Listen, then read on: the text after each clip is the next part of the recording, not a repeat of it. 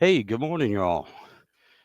Welcome to Sidewinder Shed. It is Saturday, November 23rd, and a little bit after 8 o'clock in the morning, about quarter past 8.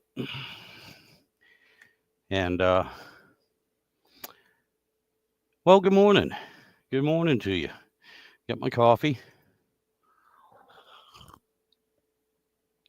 And yesterday, finally, after almost 9 weeks, the torque converter showed up for the transmission. So that's what I will be doing today.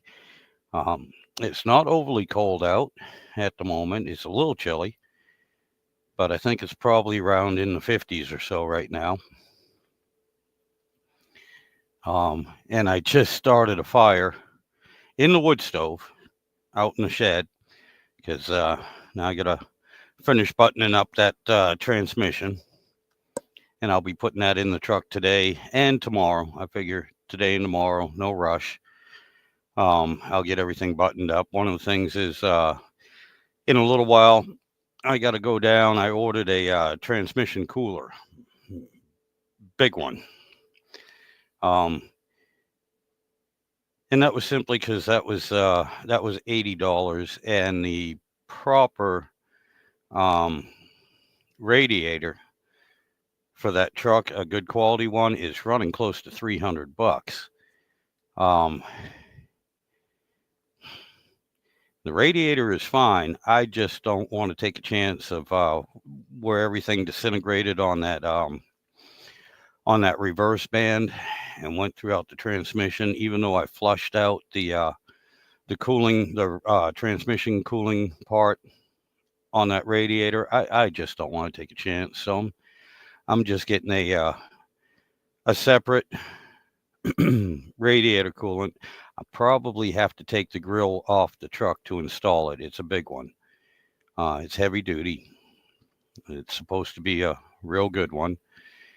And what I figure is I'll put the transmission in, and I'll get most everything hooked up on it, and then I'll one of the last things I'll do, to be honest with you, I'm thinking, and this is sight unseen, so I might change my mind, but I'm thinking I'll take the grill off of it tomorrow and run the transmission lines, put the cooler in, transmission cooler in, and run the transmission lines to the new cooler. And tomorrow's supposed to be almost in the 60s, so that'll be nice. That's good working weather. You don't get too overheated, and it's not that cold. You can always get out in the sun and warm up a little bit. But that's the plan, and then I'll run the truck, and if everything goes well, I'll run it back and forth to work. Um, Thanksgiving is coming up, so I have Thursday, Friday, Saturday, Sunday. I'm gonna have to check my schedule. I might have Monday off. I'm not sure, but yeah, I'll check my schedule. But what I plan on doing it is running it back and forth to work Monday, Tuesday, and Wednesday. Then Wednesday, I'll drop the oil pan and just make sure there ain't any sparklies or anything swimming around inside of it, and just keep an eye on it. Then I'm going to put the camper on it probably Thursday morning. The wife has to work Thursday, and we're going up to or going down to my nephew Kenny's again, same place as where we went to on Labor Day, and I'll probably leave either Thursday when she gets home from work or Friday morning. I'd like to leave Thursday when she gets out of work, so I'll have the camper on it, and we'll take a trip there and see how that does. And when I get back, I'll probably do the same thing. I'll unload the camper and drop the oil pan and see how everything looks.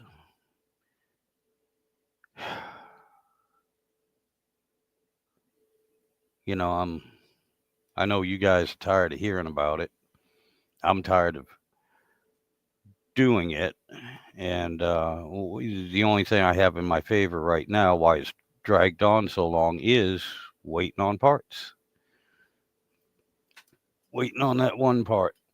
And for those of you that aren't hot rodders or into mechanics or anything like that, God love her. I got a friend of mine that that has a Bronco, and God love her to death. She was so kind. Immediately when she found out I needed a transmission for my truck, she said, "Well, take the one out of my Bronco. You can have it, no charge." And I love her. I love her to death. She is such a good person.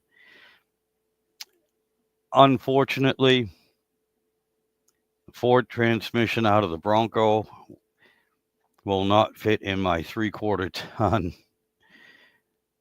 Dodge 4-wheel drive truck.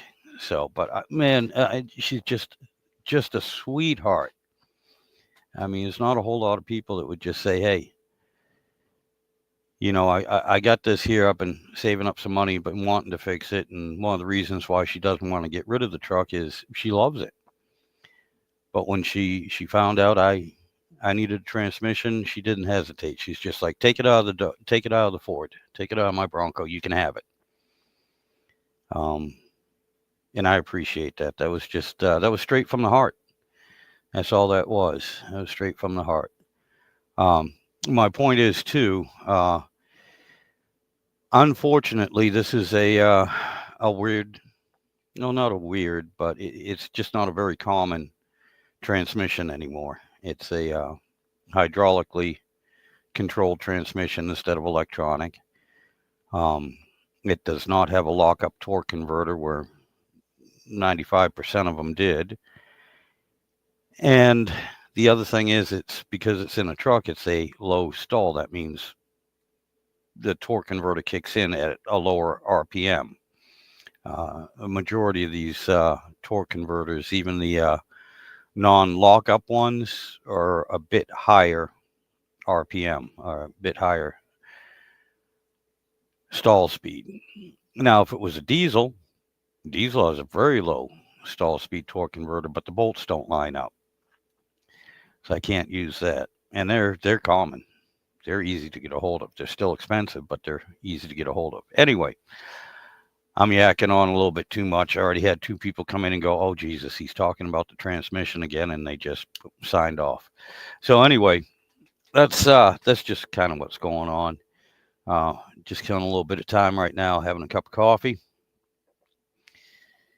and waiting for the inside of the shed to warm up with all the metal and and all the concrete that's in there.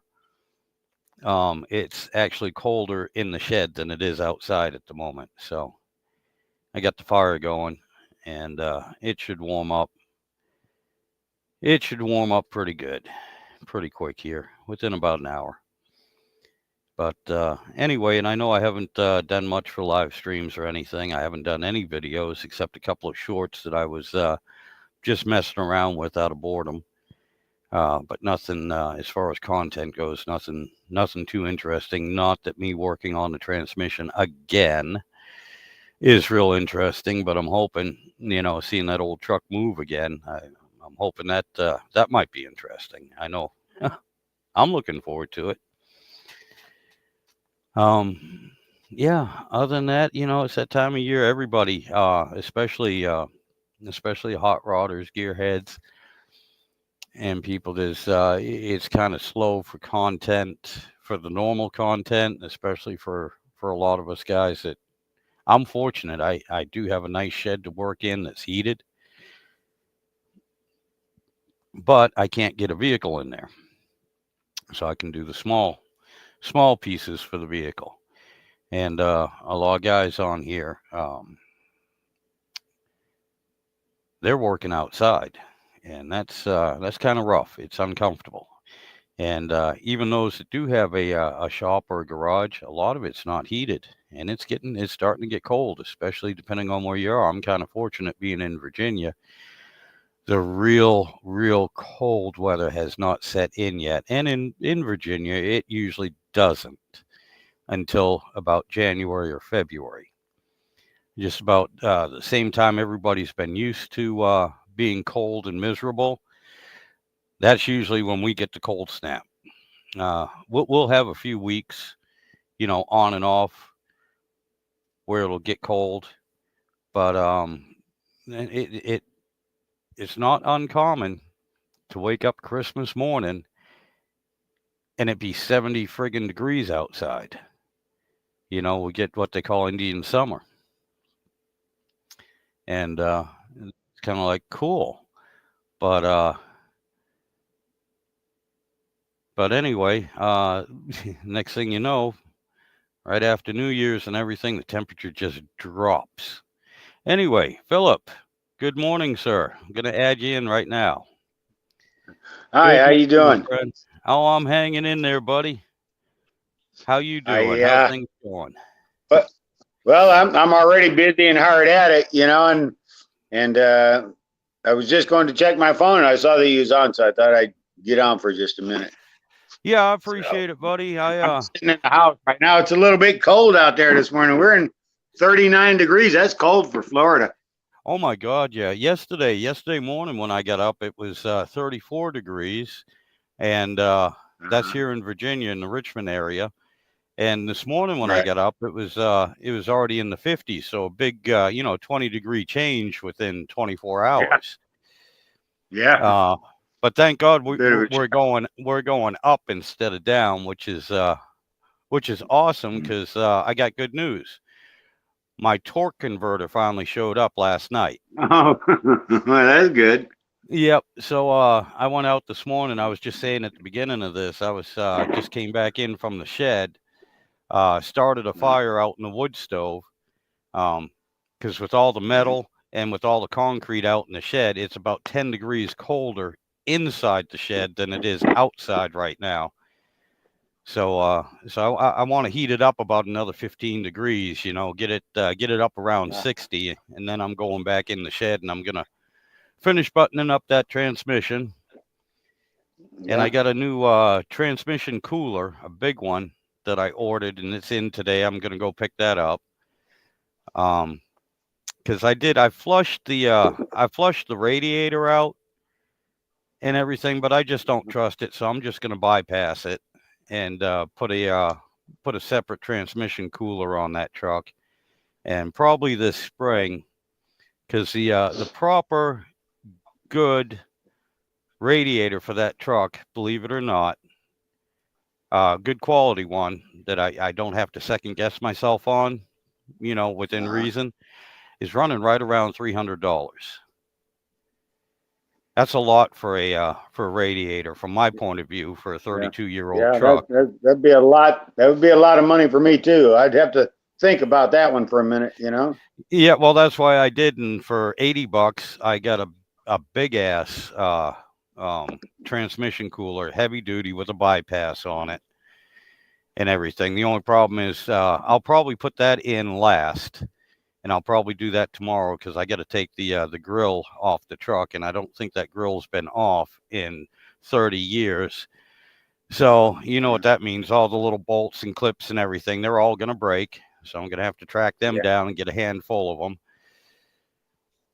But I figure I'll do that tomorrow. Tomorrow it's supposed to be in the 60s in Virginia anyway, in my area. So it'll be a little bit nicer standing out and cussing and arguing with the truck then.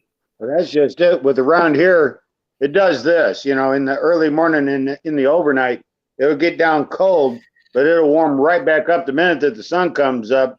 It starts warming up, and that's just it. See, we'll be in the 60s by 10 a.m. Yep, I got you. Yeah, I'm getting short on my time here. I've only got this next week coming. And then, get the place as cleaned up as I can before I turn it over to the new property owners. So, I understand. So there's a lot of people that was, well, I shouldn't say, there were a few people that were interested in having some things, and I told them, but they're working regular jobs. The only time that they had free time to come out would be on Saturday or Sunday. Yep. So I'm expecting a lot of people to come today because I told them Saturdays is really the last day that you can come, Right. because Right. on Sunday the new owners want to do a walkthrough inspection, and that's scheduled for tomorrow. I'm sorry, for Sunday. Yeah, tomorrow at 10 a.m. So, Oh, I gotcha. you know, if I they do their gotcha. final walkthrough, Mhm. and it's kind of like an informal inspection. They just want to come out and take a look at things, make sure there hasn't been a tree fall on the house or some Right. kind of major damage, that kind of stuff, that's going to devalue the property. Because let's say something like that did happen, then because they still reserve the right to change their offer price, Yep. at any time during this contract. So, but everything I have done, like moving all this junk that I have, that should really raise the value of the property. Oh, I gotcha. Getting I rid of got. some of the junk.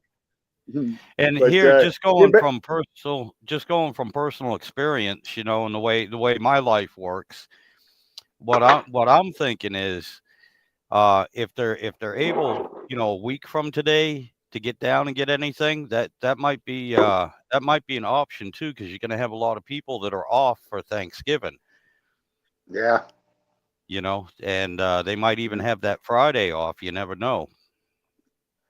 Well, I'm not going to be celebrating Thanksgiving, at all. I'm going to just stay hard at it, keep grinding away. The problem is, I know damn well that Thanksgiving I'll be on my own for doing anything. So I'm going Yeah. to save all of those tasks that I can do on my own for Thursday, Yep. because everybody Yep. else is going to be doing the holiday thing, and then that after that weekend, next weekend, that come Monday and Tuesday and stuff, that's the closing stuff, Right.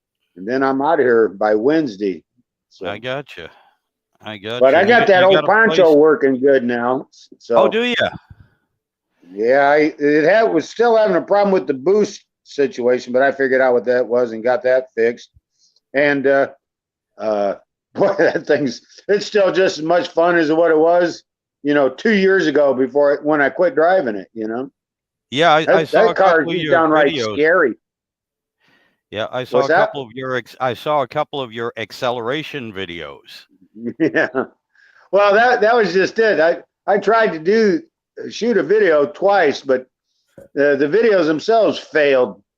So, but there was one guy that he's a friend of mine that comes out here. In fact, he's supposed to show up this morning and help me move some more stuff.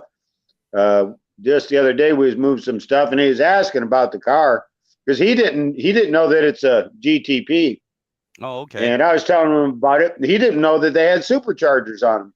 So I showed him it under the hood, and we're talking about it a little bit. And I told him, I said, well, I can take you for a ride in it, Yeah.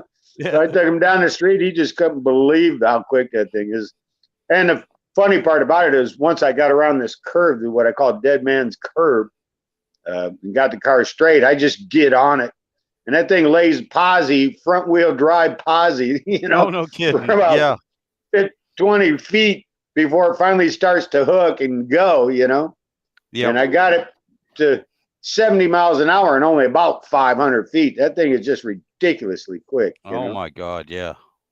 There's been work that was done on that engine anyway. See, I bought that car from another friend of mine named Jeff, and Jeff is that kind of guy. He just loves to turn everything into high performance. And in fact, at the time when he was working on this, he also had another car. It was like a 2000s something Lincoln Mark 8 that he was running the Cobra Jet motor in. It was all caged and everything. It was an 8-second Lincoln Mark 8. Damn. Turbocharged Lincoln Mark 8. And he still got that. He's still working on it, but he's doing it. I think he's doing a Coyote engine for it now. So. Oh, Coyote. I'd like to have the money for that. Yeah, really. Well, this guy's he's a top-notch professional, and he's former military and now working as a military contractor doing stuff that he can't talk about. So that means he makes good money. Oh, yeah. And secondly, he's single. He doesn't have a wife or kids. Yeah, He's just too. I was gonna say it is funny. My brother retired from the military, and he works up at the Pentagon now. And believe it or not, he's doing the exact same job.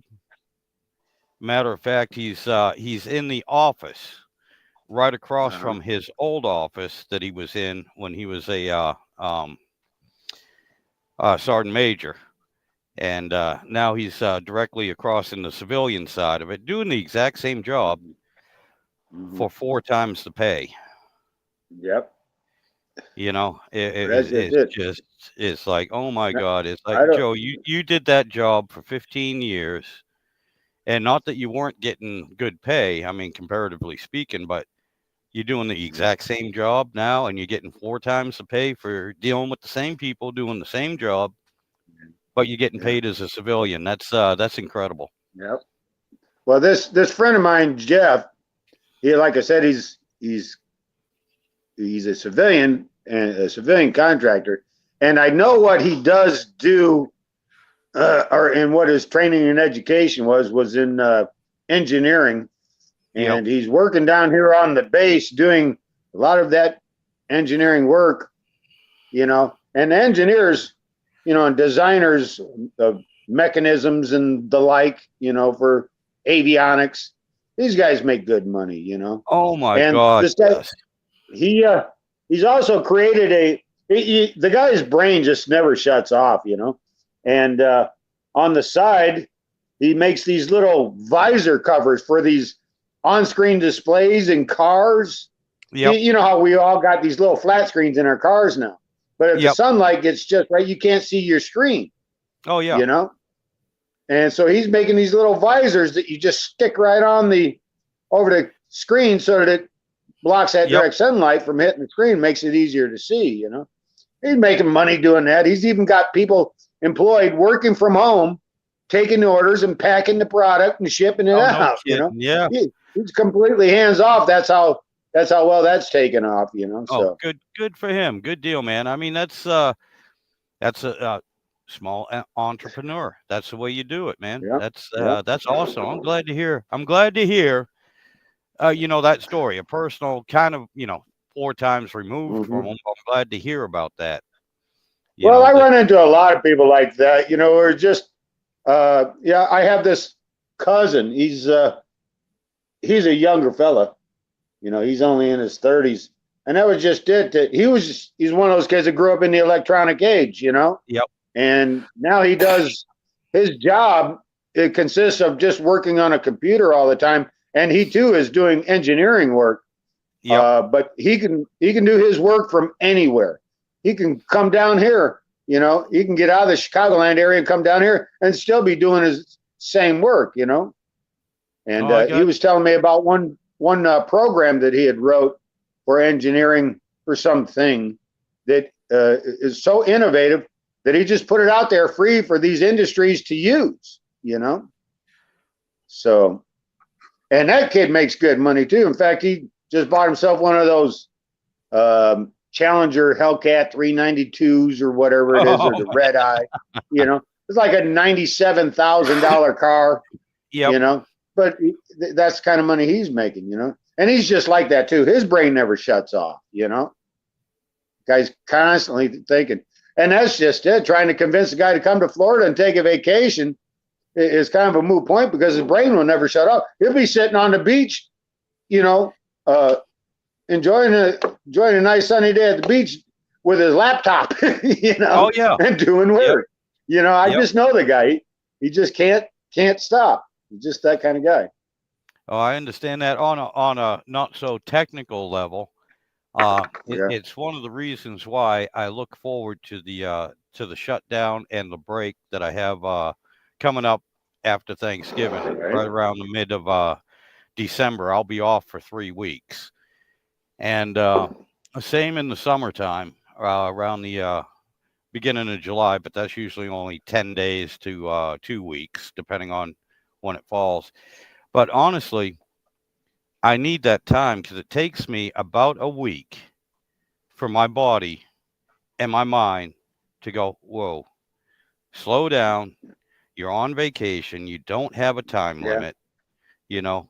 And then especially this long break here, you know, I can decompress for about a week, enjoy a week off thoroughly, and then have another week to try to get back into my regular work routine. That's why I like this long break, and that's one of the reasons too why, well, not only the weather, but why we don't go too far, you know, or do a whole lot of camping or visiting or anything, because both me and the wife, we need those. We need to honestly, we need that time, you know. Yep.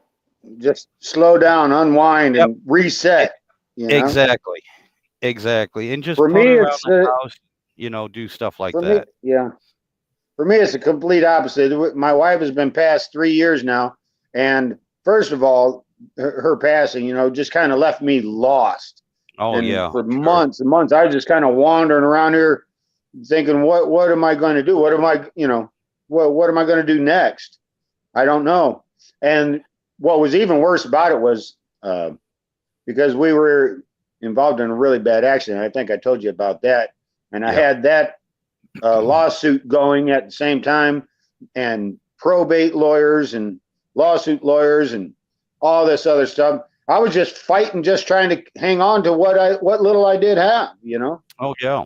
But I did succeed, and now and like I was saying, now I'm in this mode that is the complete opposite. I need to start ramping back up and getting back I up to got where you. I was. Yep.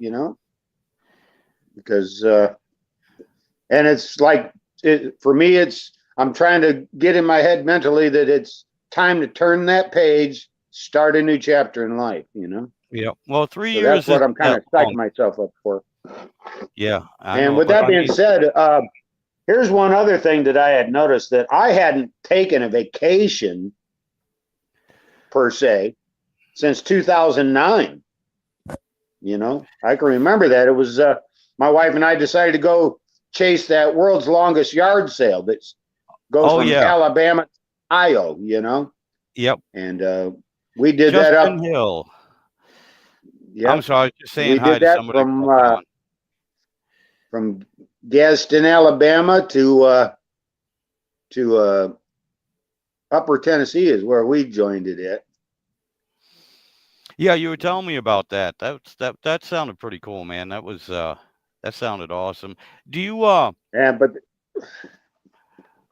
I was gonna say, do you know another YouTuber, Slantfish 65 SD? Are you familiar with his no, channel at all? No. Um no.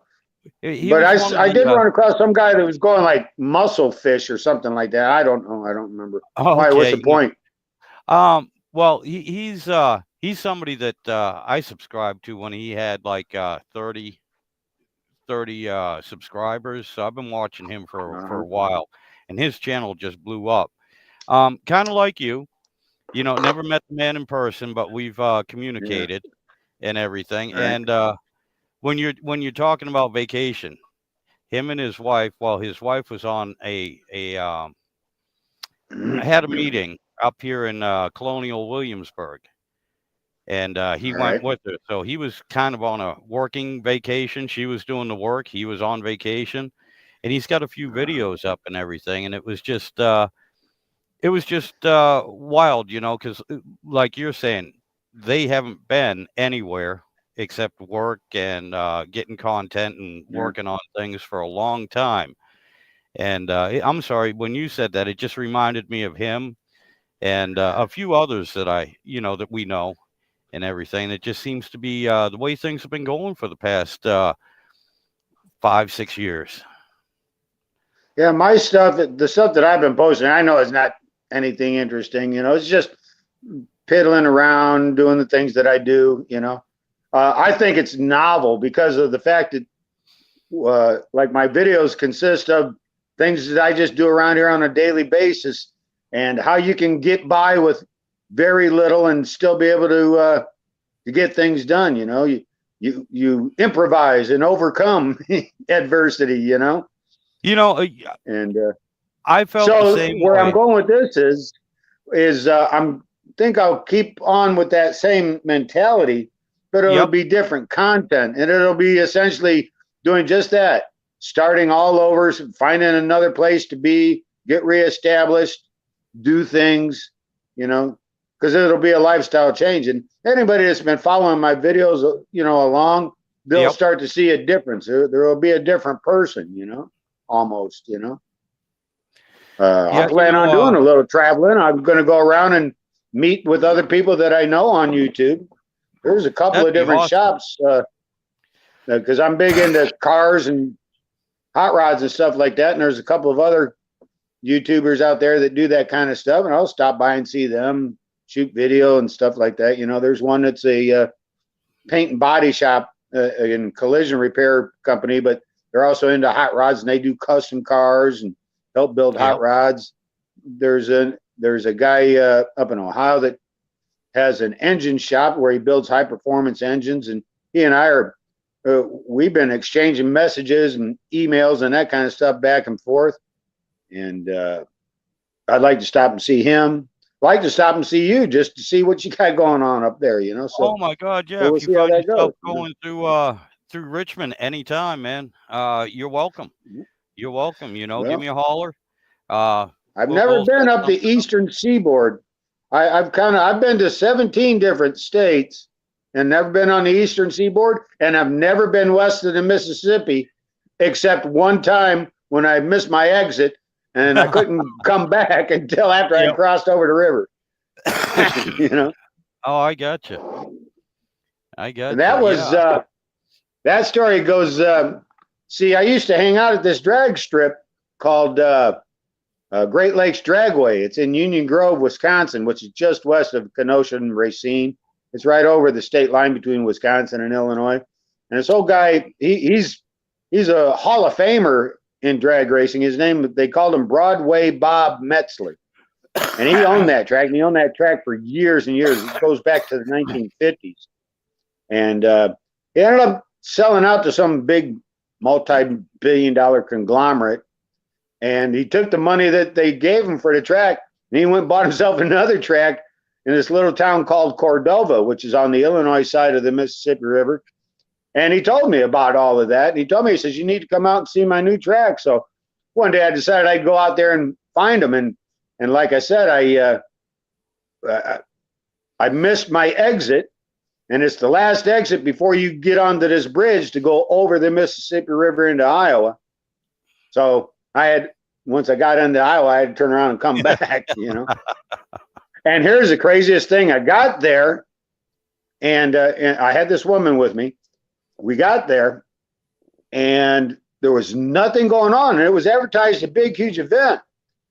But there was a couple of people there, but there was no cars, no nothing. So I walked up to one of the people, and I told him, I says, I was told that there was a big drag race event going on here today. And she's like, well, there was, but a tornado come through and blew everything away. And sure enough, that's when I actually looked, and one of the grandstands had been blown over. Oh, damn. And the funniest part about it was there was this porta potty sitting smack dab in the middle of the track, down right on the finish line.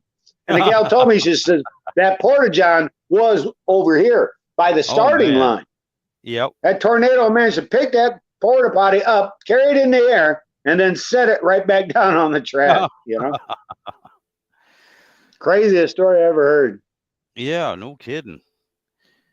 Good Lord. But Well, like you were saying, you know, the little the videos you're putting out, you know, there's quite a few of us that I was the same way. I'm like, nobody's interested in this, but it turns out that a lot of people are interested in that little you know, what we consider mundane. All right, because we take it for granted. You know, it's kind of like, well, everyone should know this, you know, or nobody's interested in this. But if you look at a lot of the YouTube channels, well, yeah, for years they've been doing the big stuff and what everyone thinks is, you know, and it was, don't get me wrong, very interesting. Yeah. But especially when you know what you're doing, you take all this little stuff for granted. you know, that it's Yeah. self-evident, it's self-explanatory, Yeah. and we forget that we had somebody show it to us, or we figured it out because Yeah. we screwed up the first time. And I've found that a lot of people, no matter what you're talking about, cars, painting, woodworking, cooking, you know, it doesn't Yeah. matter what the subject matter is. Yeah. There's always those little things that we take for granted, that a lot of these people that are looking for information or interested in it and trying to do it themselves, they just Yeah. don't know. And so they find that stuff very Exactly. interesting. That's where I'll come across the videos that are just like that. It's about somebody encountering an issue, and even if it's on like some problem solving issue with automotive mechanics or something, even if I don't have that type of car or whatever, Yeah. I'm always interested in listening to hear what they have to say, because you just never know. I do Yeah. know this much, because people know that I work on cars. I find people asking me to work on their cars a lot. Oh, yeah. And I hate working on the new stuff, but I'll do it for the type of people, that really need that kind of help. Because I Yeah. don't charge them nothing for working on it. I can't pay for the parts, but I won't charge Yeah. them for working on it, Right. No, I do And the same thing, for family and friends, yeah, because yeah, we're all same in the here. same boat. First, But and it's funny too, because I got a lot of friends at work and everything, and a few of them follow my YouTube channel as well. And they're like, "Man, you really like working on those vehicles. You really like that old Dodge, working on that old Dodge, don't you?" I'm like, "No, I fucking hate it. I hate it. If I had the money, I would be paying somebody else to do this for me, but I don't have the money." Not only that, but right. I'll even tell you this: I did a four-wheel brake job on the Dodge, and I had to replace the drums and the rotors. They were too far gone. Okay, Right. price I got at the shop, because at the time I really was working 14 hours a day, 70 hours a week, and time was of a premium to me. And so I checked around, $800, $600 was the best price I got for everything. And I'm like, oh, wow. Okay. Let me check it out. All the parts, everything I needed, everything. And I got I got new calipers, new rotors, new bearings, new brake cylinders, new drums, new shoes, a whole spring kit for the back. I got everything except for the parking brake cable, which I still for 6 years haven't been able to find. Yeah. I got everything for just a little bit over $200. And I spent a full Saturday, because on this Dodge, you got to pull the axle out to get the drums off on the rear. They Yeah. put the drums Yeah, I know behind what you're talking about. yeah, they put the drums behind the Yeah. hubs. And Right. anyway, I took a whole Saturday, probably about 6 hours, because I took my time, and put it all together for a little bit over $200. I just could not justify at the time putting it in the shop, them telling me, well, we'll have it done in maybe 3 days, and it's going to be $600 to $800. And it's just like, no, I can do it in a day, and I can do it for a little bit under 200. And I'm not being cheap. It's kind of like that other $400. I got bills and other things. Beer is nice. I like having beer. Yeah. Yeah, And same here. I like eating other stuff than ramen noodles. So yeah, Right. there are a few things, but I get a kick out of everyone that says, "Man, you really love working on this stuff, don't you?" No, I don't. I really don't. If it was a toy that I didn't depend on, and it was sitting in my backyard, and I took it out on the weekends or played around with it, well, then Yeah. yes. Yeah, I would enjoy, doing something, because it wouldn't matter if it worked or didn't. You know what I'm saying? Yeah. And Yeah. I wouldn't really be under the gun to get everything going. But when you're working on your own vehicle and it's something you need to depend on, it really does take a lot of the fun out of it. Well, yeah. And that's like with this Pontiac. See, I had other cars and stuff, and like I said, since my wife's death, I just decided I didn't need all of that, and I just started selling off stuff, junking some stuff, to where now I'm down to just this one Pontiac because I'm like, I can only drive them one at a time anyway. Yep. So, and the Pontiac is old, but I know that it's going to be a good, reliable piece of transportation that performs pretty good too. So, oh yeah, and that's what I'm going to do. I'm kind of really downsizing, so. oh, I understand that. Look, I do some woodworking also, and Yeah. I enjoy doing, but it's the same thing. I enjoy doing it when it's something that I want to make instead of something that I have to make and I have to make it in 3 days. Yeah. You know, Yeah. Right. kind of something simple. It's like the fence that me and the neighbor put up. He's got his side all done. Okay. Uh-huh. I'm doing my side. It's basically we're sharing the same post. We just decided to Right. put the slats up so we have the good side facing each yard. Each side. Right. Right. And Right. I used a lot of the old wood from my old fence, and I cleaned it up and I burned it, but I only got about half of it done. And then I ran into trouble with the truck and a few other things, and so I haven't Yeah. gotten I back remember to it. all of that. Yeah, but I haven't I gotten remember back that. to it. And you know what? It's okay. That gives me a project. When I get everything that needs to be done, Right. that gives me another little project I can take my time Right. on, do a few pieces at Yeah. a time, and I Like enjoy with me that. and that Chevy small block that I got, that was something I was going to start doing until because I didn't have any potential buyers on this property yet, and then who knew? You got no idea how long it might take before someone would be interested in buying. But all of a sudden, one day the phone rang and I got this offer, and it was a good offer. So I'm like, yeah, we'll take it. And then that just redirected my priorities.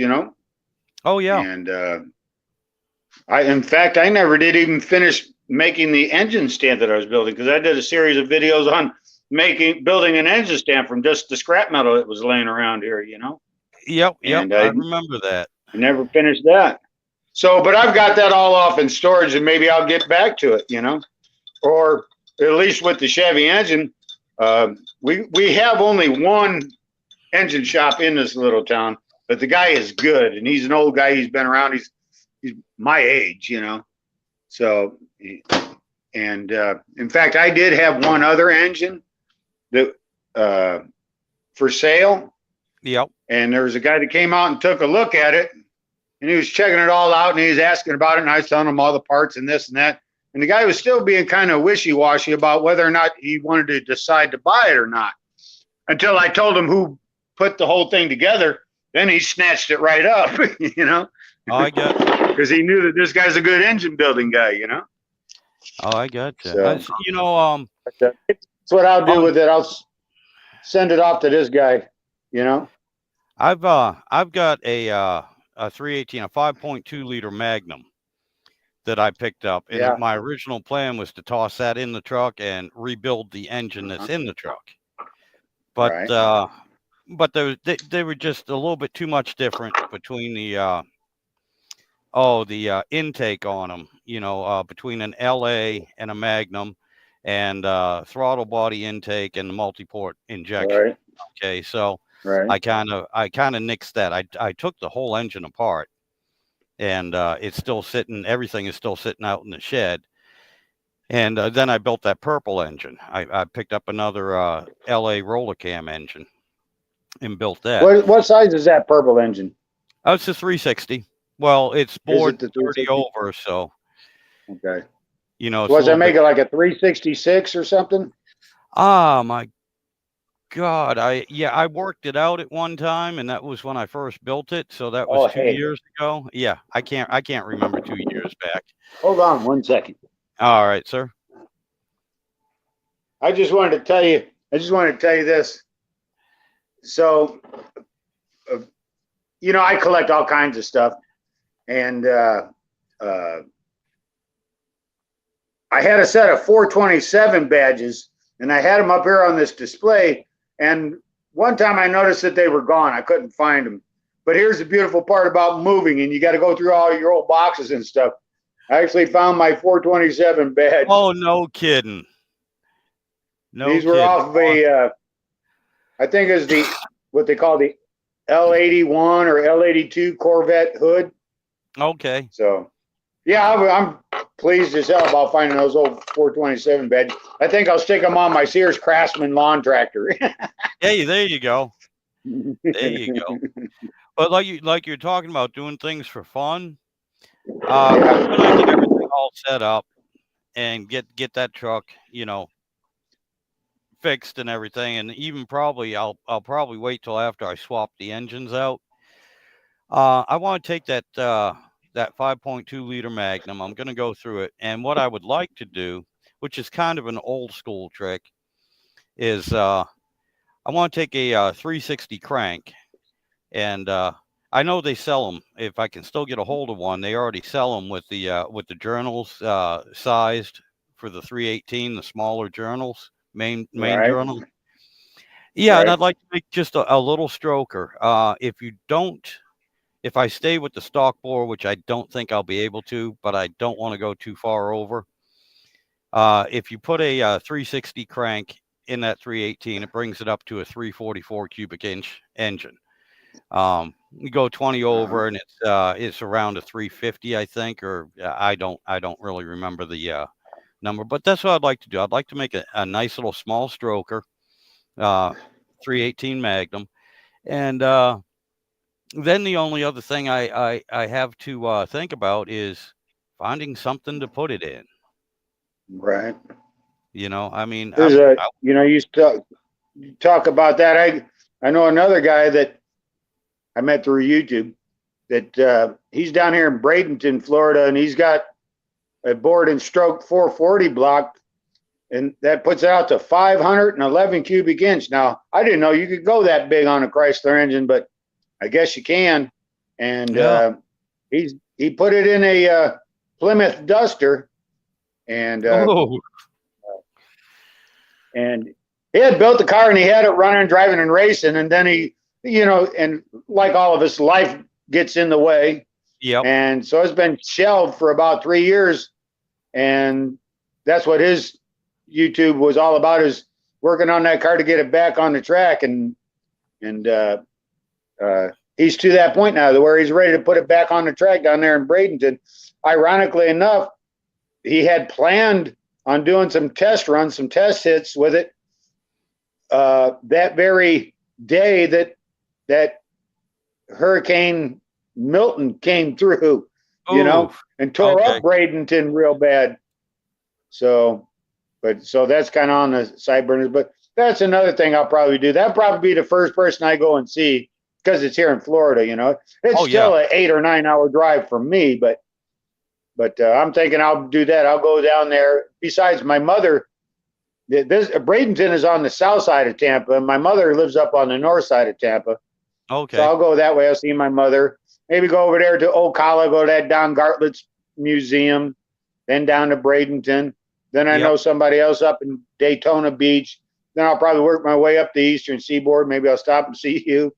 Yeah, that'd be cool, man. Like I do said, a big loop, Yeah, where I live right close to the Richmond Airport, International Airport, and so I have 3 highways that really I'm right at the intersection of 3 highways, 95, 295, and 64. So either way you go, coming up, you're within 3 miles of my house. Yeah, well, that's good. And being by the airport too, of course, there's all sorts of hotels, motels, places to stay, places to eat, all that good stuff.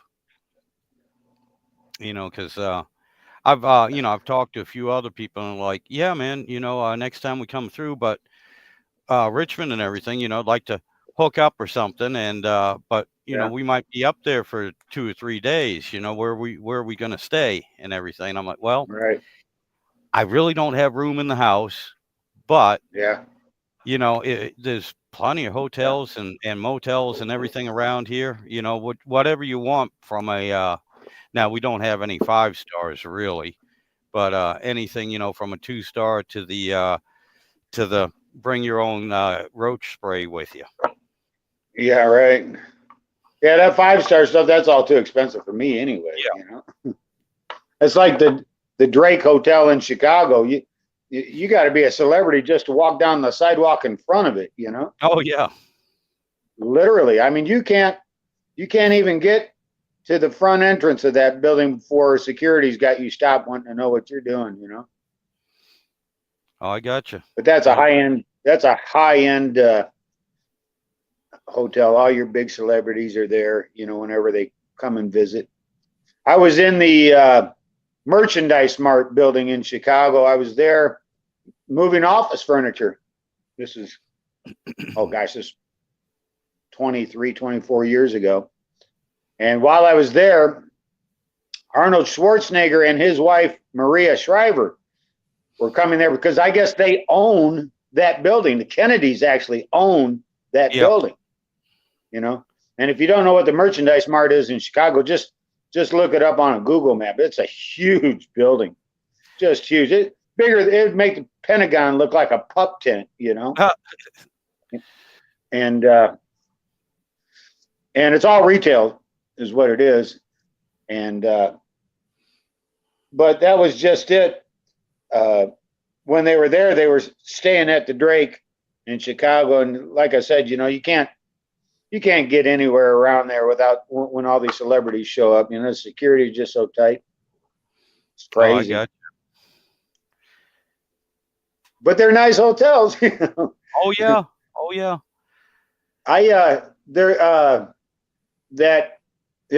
You know who Stevie Ray Vaughan is, right? Oh yes, I do. Blues musician. Mm-hmm. Well, he died in a helicopter crash, and that was just it. See, he was staying at the Drake, and he would get on this private helicopter and fly over to. It was just over the state line between Illinois and Wisconsin to a concert venue called the Alpine Valley, and he was booked there for 3 nights. He was going to play 3 nights, and I had a ticket to one of his shows. And this is what happened. He played the first night, and then on the helicopter flight going back to Chicago, back to his hotel room, the helicopter crashed and he got killed. Oh God.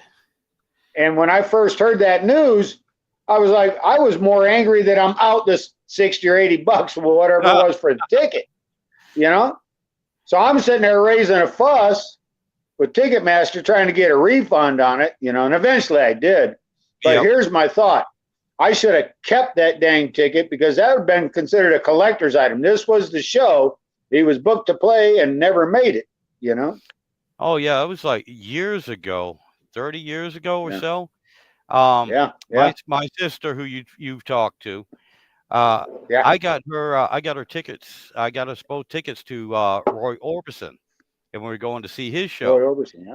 Yeah, and she didn't believe me. She didn't. She says, "There's no way you got tickets." Well, at the time, I was working for Beechcraft, and through friends, we took care of a lot of celebrities' airplanes and their private jets and everything. And so through some connections, I got some really good seats. Now I had to pay for them, yes, but they were still real good seats, real good tickets that you just the regular public couldn't get. And I was telling her about it, and it was for her birthday, an early birthday present. And she kept saying to everyone in the family, "Now, how's he going to get himself out of this? I don't believe he has the tickets. How's he going to talk himself out of this?" Well, unfortunately, Roy Orbison died, and she calls me up. She goes, "Mark," she said, "I've been telling everybody. How are you going to get out of this?" She goes, "You did not have to kill the man. Get out of this lie, right?" Yeah. I was like, no. But you know what? I still have the tickets. I never did turn them in because I was thinking the same thing. I was like, damn, I'm just going to hold on to these because nobody's going to believe this story. I said, but I have proof. I have the tickets. I said, even before we went, my sister didn't even believe I had the tickets. So I said, I'm going to hang on to them. and I got them. I don't know where the hell they are, but I still have them. They're in a box somewhere in the attic or in the closet or My somewhere. my mother, when she was living in Atlanta, she was working for the Siemens Corporation, and she had a pretty good job with that company. What she did for them was whenever the Siemens Corporation would want to open up a new distribution center, they would send my mother. She would get the whole place organized and up and running, and then they move her off to another location and so on, all over the country. And while she was in Atlanta and working with the Siemens Corporation, in Atlanta, she got tied in with some big wigs that were part of the NASCAR circuit, right? Yep. So Yep. one Thanksgiving, I went down to see her. It was Thanksgiving of 1995.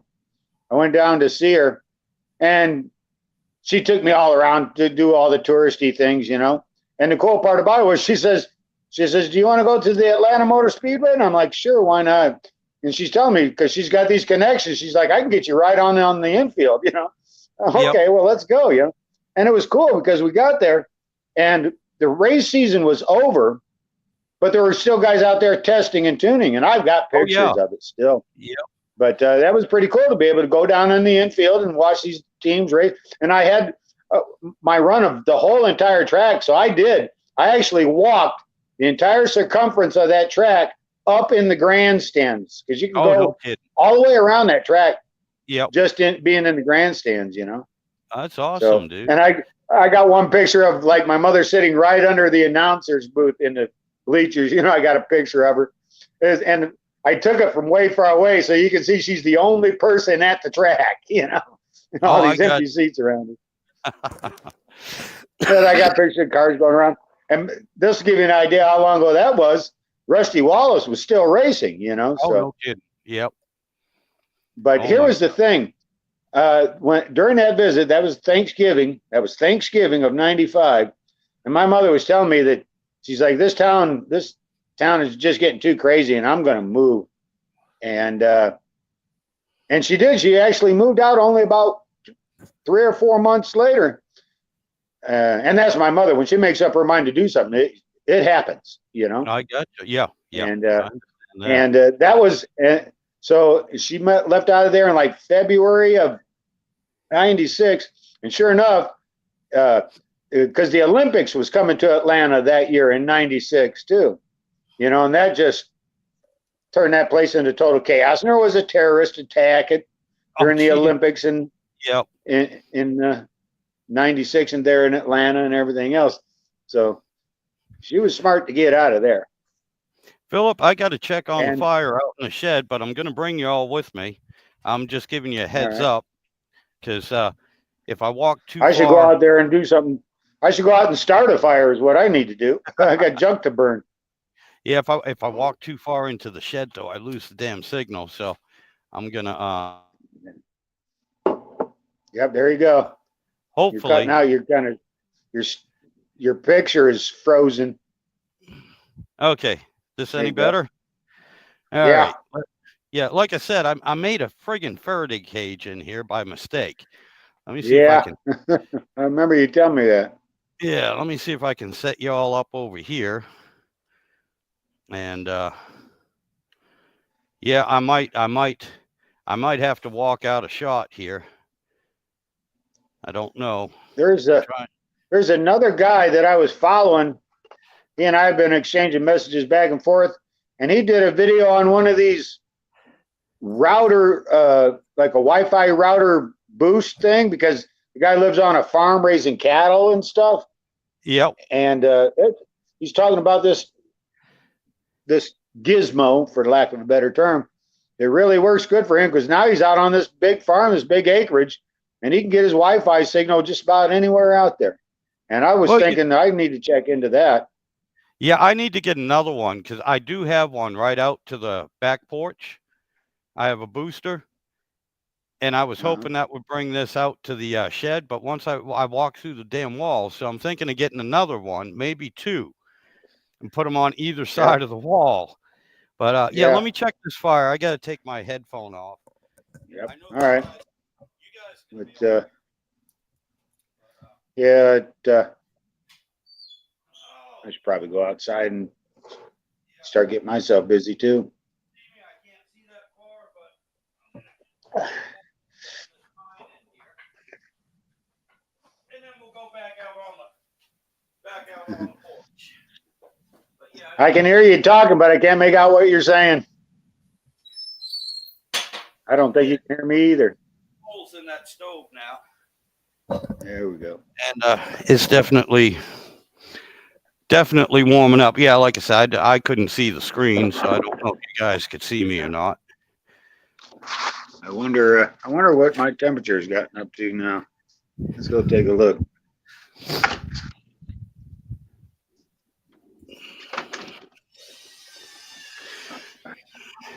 Let me see. It is 43 degrees. Ooh, That's warm enough to do work. I got you, man. Yeah, yeah, it's got to be about 60 degrees out there in the shed now. But Yeah, you can live with that, right? oh yeah, right now. But listen, I'm going to go ahead and get off of here now and start getting some work done. All right, So, my friend. I'm probably and yeah. we'll catch you next time, okay? All right, buddy. Yeah, I'm gonna do about the same here. Okay. Finish up a couple of household chores and then head out to the shed, work on that transmission, and make a couple of regular videos. Right. Okay, All well, right, we'll see buddy. you later. All right, man. Bye. You take care. We'll see you.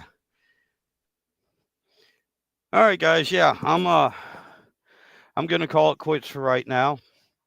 Uh, I'm actually gonna get myself something to eat and then hop out in the shed. And I know y'all sick and tired of it. So am I. But do some work on that transmission, get it all buttoned up, get that torque converter, finish filling that torque converter up with fluid, and start putting it in the truck. And I'll probably make a few videos about that. Not a whole lot because I've got like 60 friggin' videos about that damn transmission. But anyway, yeah. Let me get my button gear. Uh thank you all. I've saw people popping in, popping out. I appreciate it. And Philip, it's always a pleasure to talk to you, sir. And y'all have yourselves a good weekend. Be safe, be careful, and have fun. We'll catch you next time. And yeah, let me see if I can find the right button here to turn everything off. Y'all take care.